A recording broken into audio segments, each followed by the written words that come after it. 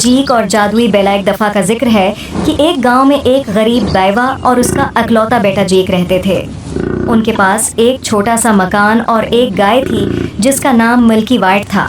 ये गाय उन्हें दूध देती थी जिसे वो बाजार में बेचकर खाने का सामान खरीदते थे।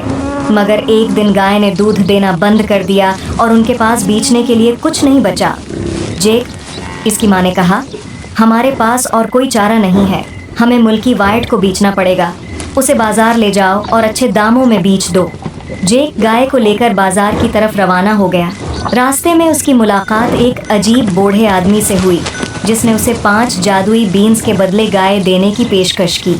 बूढ़े आदमी ने जेक को यकीन दिलाया कि ये बीन्स बहुत ज़्यादा कीमती हैं और उसे बड़ी दौलत देंगे।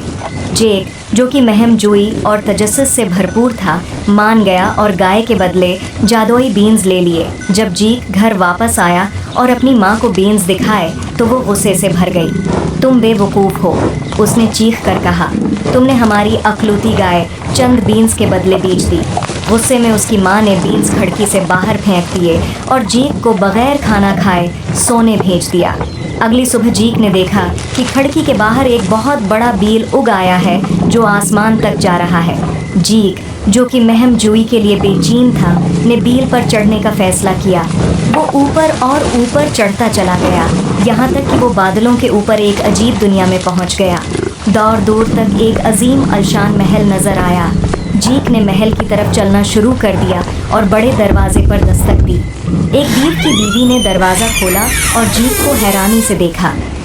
सुबह बखैर, जीक ने अदब से कहा, क्या आप मुझे कुछ खाने को दे सकती हैं? मैं बहुत भूखा हूँ।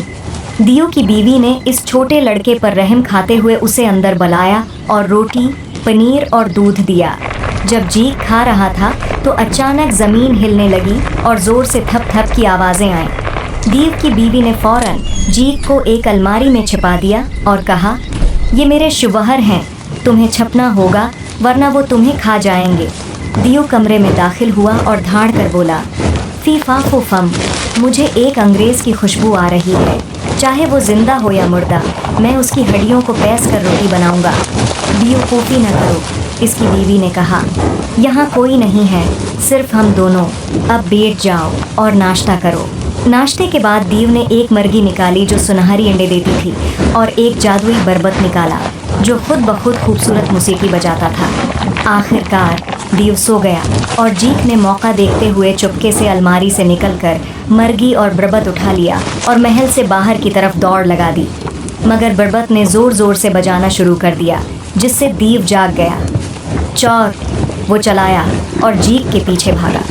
जीक ने जल्दी से बैल पर चढ़ना शुरू कर दिया और दीव इसके पीछे था। जब वो नीचे पहुंचा तो उसने चीख कर कहा, माँ, मुझे कल्हाड़ी दो। उसकी माँ भागकर कल्हाड़ी ले आई और जीक ने बैल को काटना शुरू कर दिया। आखिरकार एक ज़ोरदार ज़रब से बैल हिलने लगा और टूट कर गिर गया। दीव भी ज़मीन पर गिर कर ख़त्म हो गया और फिर कभी नहीं आया। सुनहरी अंडे देने वाली मर्गी और जादुई बरबत की बदौलत जैक और इसकी माँ कभी गरीब न रहे।